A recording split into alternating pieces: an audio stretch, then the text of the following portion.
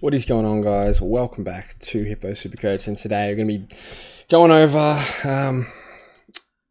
a Carlton versus Hawthorn. So, frustrating loss for Carlton.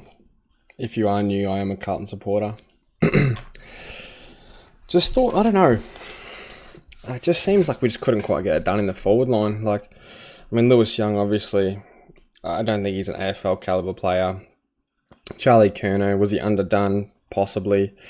I don't know, but whatever. It looked like he was terrible. His fitness just wasn't there, so do we rush him back? Maybe. I don't know. Why Harry Mackay was out? Not sure, probably. I don't know. I'm probably not going to say what I was thinking about saying, but yeah, he's a bit weak. So, let's go through the scores. If you haven't noticed, got the peroxide in the hair, so changed it up. If anyone's a long-time viewer of the channel, you know I like to change my hair up quite a bit. And, I don't know, just get bored of one style or one look and a bit of ADHD, I think. But, yeah, anyway, move on from that. It's not really important. Supercoach scores are. All right, let's start off. Hewitt, obviously a really good game from him. 11 tackles, a goal. 16 contested, really nice 120. Not really classic relevant, but if you have him in draft, you'd be happy with that. Adam Chera 113, so I'm very happy with this score. This is exactly why we picked Chera, 440k. I think it was priced at about 80. And he's given us a 108 and a 113. So nice 110 average there, I believe. Yeah, I'm really happy with the Adam Chera pick so far. And yeah, it was a tough matchup tonight. Hawthorn obviously really good. You got to give him credit. So, yeah, I'm happy with Chera's score. The goal definitely helped him. 60% disposal efficiency, 5 clangers, a little bit annoying, but it's going to happen with that. I think Hawthorn broke their pressure record or something like that. Something crazy. So, you got to expect, a few clangers and a few turnovers with pressure that high.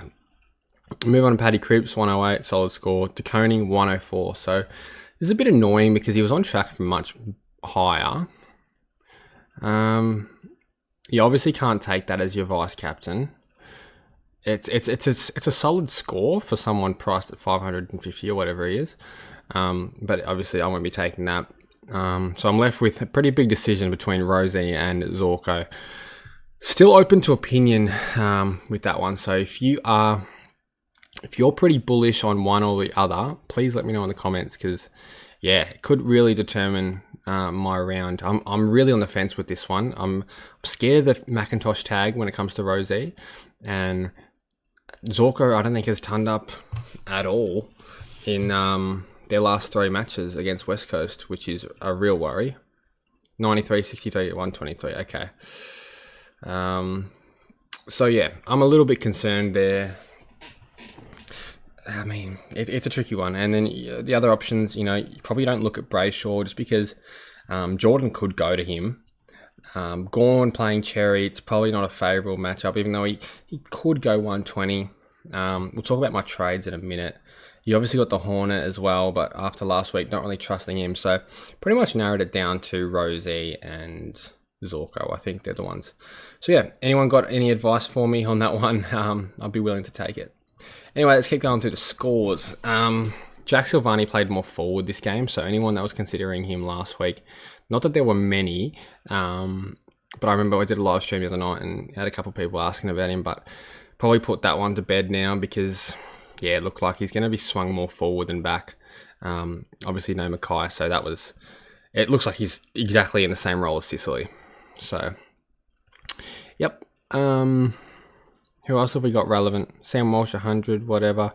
Blake Acres, 29 for a winger. I mean, I know the wing role can be tough, but geez, that's low. I think that's really bad from him. Obviously, Charlie Curnow, 20 is not good either. Sard's, a bit down on form. He had a really nice highlight, but just not getting the ball as much as he used to. And, 50% disposal efficiency is not something we're used to from him. So, yeah, maybe a little bit of a form slump for Sard, but yeah. Camper Rally 52. Yeah, this was an annoying one because he got subbed relatively early. I think third quarter he was subbed. So he was probably looking at like a 70 which would have been nice for Cash Chen. 52, it's going to make a bit of coin, but not a heap.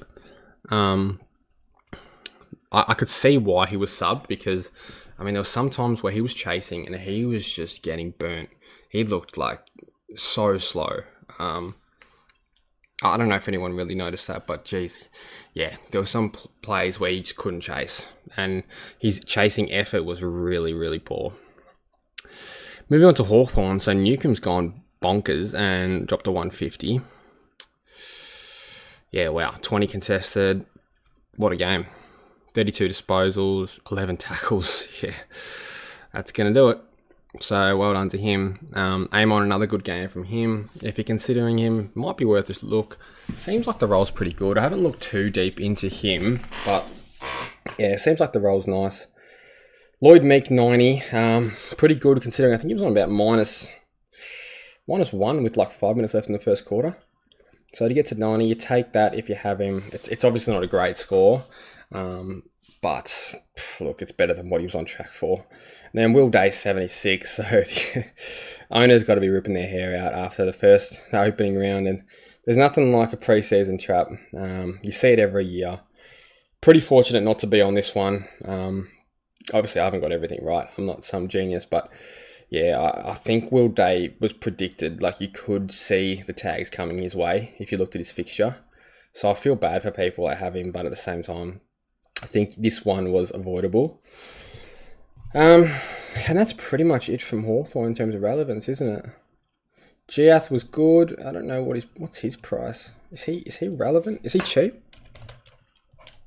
Giath. 310 as a mid only. No, you probably don't go there. I'm just gonna have a drink of water. Alright. So let's talk about my trades. Some people might say controversial. Some people might say points chasing. So the hasty dropping kind of forced my hand here. I like the fact that Riley Boss has been straight named. Really gives me good vibes about that pick. Obviously, he gets kick-ins as well. So any cash cow that has kick-ins is very, very lucky and probably someone you need to bring in. I don't think he's on the bubble till next week.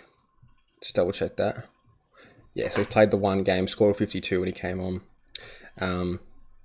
Yeah, so I think we lock him in.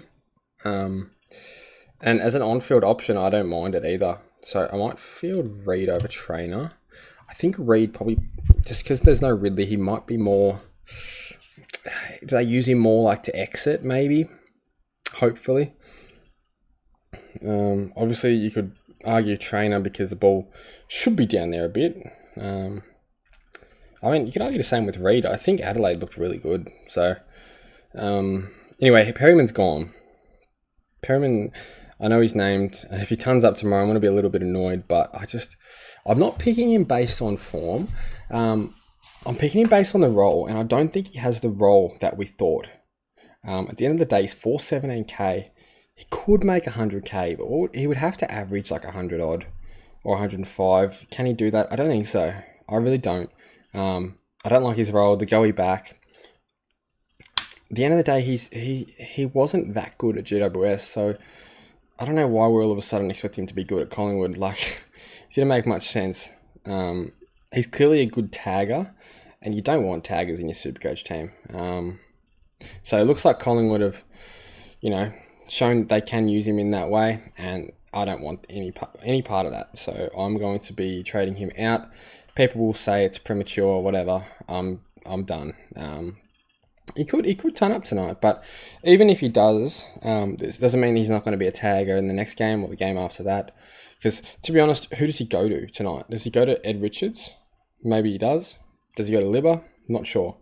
There's no clear one to go to. Like, obviously, if there was a Bont out there, or when you're playing Port, you probably go to Butters. I mean, to be fair, there was no clear one with Port. It was Rosie and Horn Francis were going to be good. And, yeah, you went to Horn Francis. So, interesting one. And then I'm bringing in... So, Hugo Garcia has to go. Role is not what we thought it was, quite clearly. So, I think we can just accept defeat on those two picks, Perryman and Garcia. Obviously, Hasty looked like a pretty good pick, but Ross Lyon decided to sub him out, so thanks, mate. Now I have to waste a boost to get rid of him, but really sets up my team nicely, I think. Bringing in Bicey and who's guy who's going to get kick-ins. Lindsay, looked at the injury list for Melbourne, looks pretty safe to me, his job security. I think Windsor's just gone down, who's the other winger, and I think he's like TBC. So, hopefully for Lindsay's sake, Windsor can spend a bit of time on the bench. Not a bit of time not playing, sorry. And then we're bringing in Isaac Rankine. Now, do I think this is an absolute must-have? I don't. I do want to look at something, though, and that is his heat map. And I can't... Someone else... I think I saw it on Twitter or something. Someone flagged this. And let's look at the last game for Isaac Rankine. So 38% CBAs. And then we look at 2025... 37%, so 13 CBAs. This could be a blessing. I'll tell you why. Because how many players that aren't getting CBAs are going to get tagged? Probably not many. It's very hard to do like a half forward tag. So my point is, I think Dawson's first line to get tagged anyway from Adelaide quite clearly. But Rankine can absolutely dominate. Because if he gets tagged, you just send him forward. He kicks goals. Adelaide are going to be good. But let's go back to my point and we'll compare his heat map. All right. So Isaac Rankine, and we're going to go to his last game of 2024. And we're going to look at this. All right. So look, not too much to go off, but you clearly see he spent most time on that forward line. And then we look at the heat map he had in the first game of 2025 and look at this. So even though he's not necessarily attending all the CBAs, he's clearly spending more time in the middle of the ground, clearly, and getting touches all over the ground. I mean, he's had 4 touches on the back line here. You know, probably another 3 on the back flanks of the halfback, couple on the wing, quite a lot in the middle, couple on the forward flank. So he's getting the ball everywhere. This is a really positive sign, and I think this heat map alone is why I'll be jumping on him.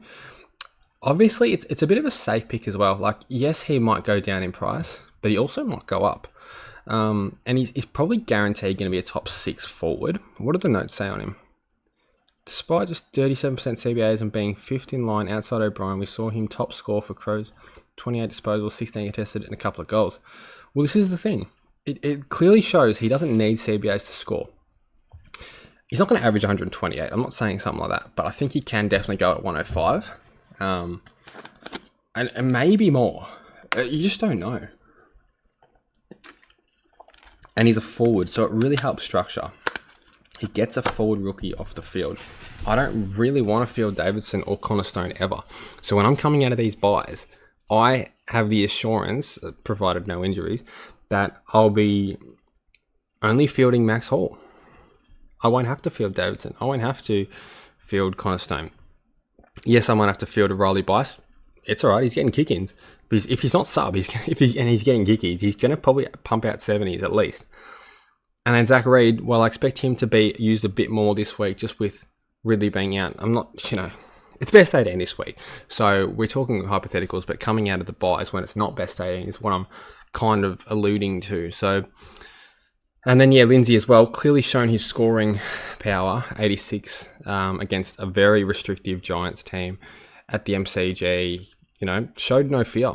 First game, big stage, 86. In a role that's not amazing for scoring. So, yeah, plenty of upside on Lindsay. And I don't think he's droppable. Not at the moment anyway, because there's just no one else to come in. So, yeah, that's how the team's looking rolling into round 2. Can we loop any of these guys? I mean, we might be able to... If Patton's definitely out, we can loop Reid. So that's something we might set up now. And hopefully Patton... I mean, you don't hope he's out, but... It could be the sub anyway. But if he is out, we'll loop Reid and Traynor. Well, it's tight. They're straight after each other. We'll do that though. We'll loop Reid and Traynor. So should find out tomorrow if Patton's going to be out or not. So yeah, we'll wait and see with that. But try and loophole as much as you can, guys. If if you have it available. So pretty lucky to only be losing Connor Stone this week. So should have a good score, fingers crossed. And I've had a good start. DeConing and Chera both giving me tons, so thank you, boys. 130 and 104, we'll take it. Anyway, that's it for the video, guys. I might do a live stream tonight. If you want me to do that, let me know. And yeah, we'll get one going, maybe after the game or before the game. One of the two. Anyway, that's it for the video, guys. Have a good night or day, and I'll see you in the next one.